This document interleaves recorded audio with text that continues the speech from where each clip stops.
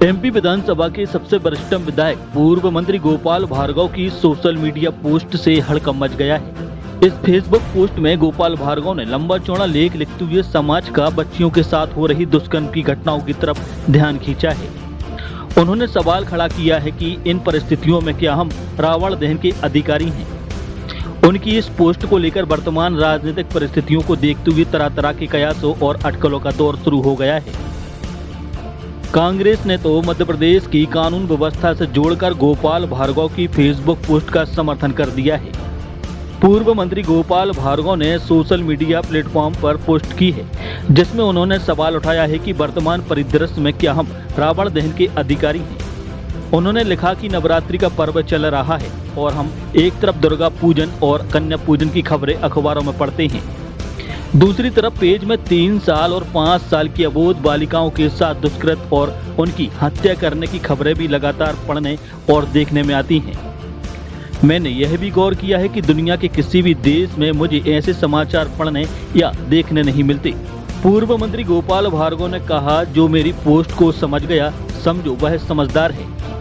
मुझे जो बोलना है मैं बोलने से कभी पीछे नहीं हटता।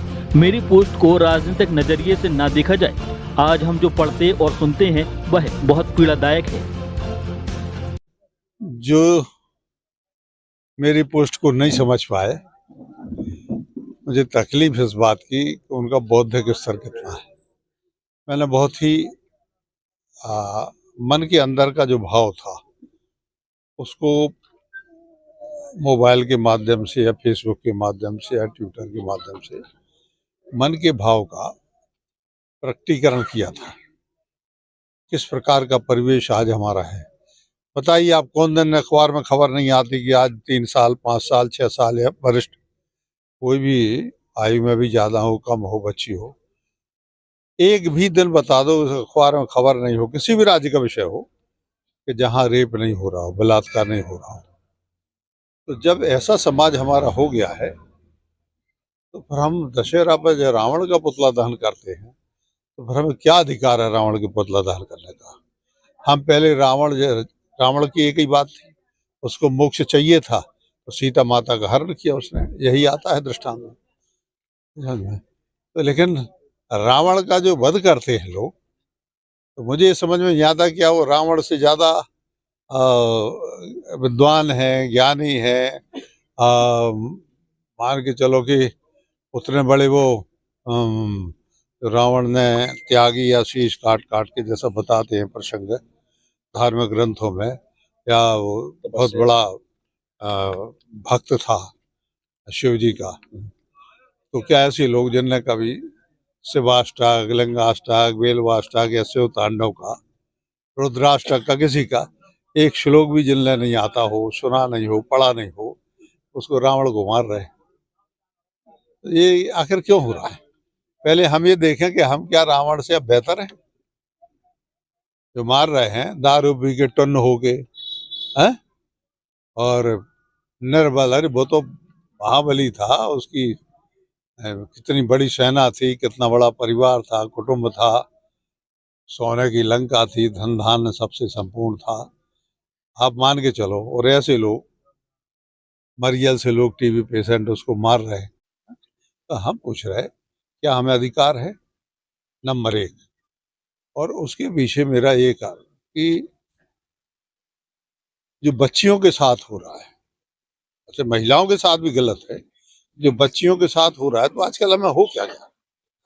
कुछ सालों से हम देख रहे हैं कि कानून जितना कड़े होते जा रहे हैं, ये दुष्कृत्य उतने ज्यादा बढ़ते जा रहे हैं। बड़ी अजीब बात है, अब फांसी की भी सजा होने लगी।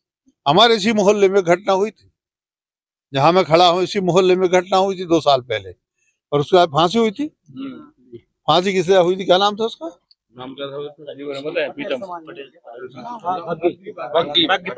इसी मोहल्ले में मैं गया था, उस परिवार में उसी मोहल्ले में, और फास्ट ट्रैक कोर्ट में मामला चला।